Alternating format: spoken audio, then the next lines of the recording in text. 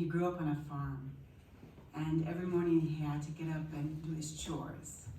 And when he became a writer, he got up at 5, 6 in the morning to do his chores. And about 10 o'clock he'd come out for coffee, and then he'd get down to the other matter of business at hand, which was tree trimming and trash hauling. And it was his own business, and I used to take messages for him as a secretary growing up in that house.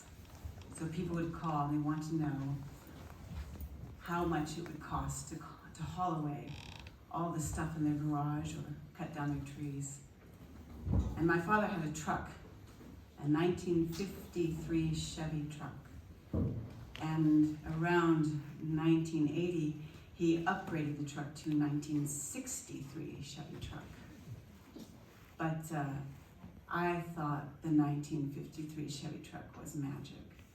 It was perfection. It had holes in the floor, and if you wanted to wind up the window, you had to pull on the window pane and grind with the window lever to get it up or down.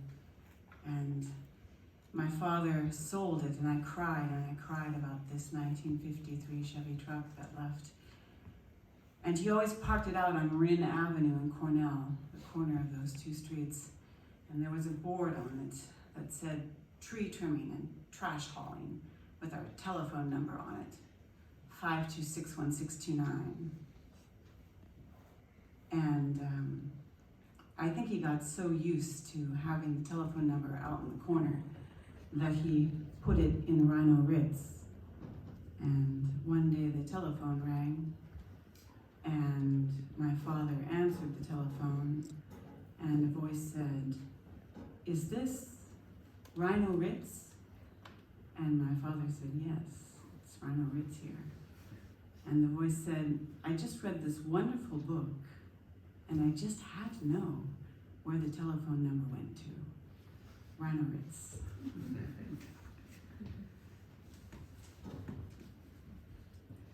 A soft chalk red, that's the color the 53 Chevy flatbed truck was painted. Smitty liked the way it looked. That's why he bought it.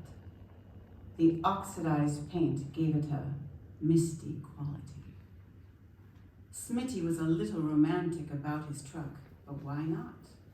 He'd put a big black bumper on the front, much larger than stock, and then he'd made the bed special, so Ernest could be strapped in the back there standing up, just like they strapped in the daredevil wingwalkers in the air shows. He pulled up in front of Enrico's. Ernie was in back, his guy wires taut, looking over the heads of all the people on the sidewalk. Smitty got out of the cab and climbed up to help unhook him. A good hunt, right. Smitty involuntarily looked down at the row of harpooned books in the front seat.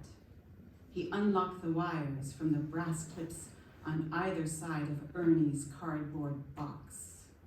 The box didn't look that sturdy, but Ernie had it built special, reinforced with Duo Flex X17 nylon filament 2,000 pounds test. Ernie handed Smitty his spear gun and hopped nimbly off the flatbed. Even though he was wearing a box, Ernie could still move well. Not well enough as the years before he got packaged, but well enough. Put it in the garage and meet me back here. Right. Ernie eased his cardboard bulk between the tables as the people either stared or pretended to ignore him. His table was in the corner. A special square chair made for him was behind it. In the square chair, his edges fit comfortably.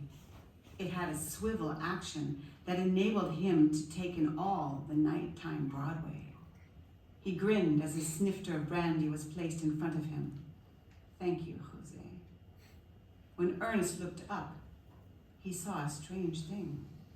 There was a man standing next to the far wall, or at least it looked like a man, but his image was flipping up, slipping, the way a film slips in a projector. He was dressed as if for a safari, or it looked like he was. Ernest couldn't be sure, because the next thing he knew, the man was gone.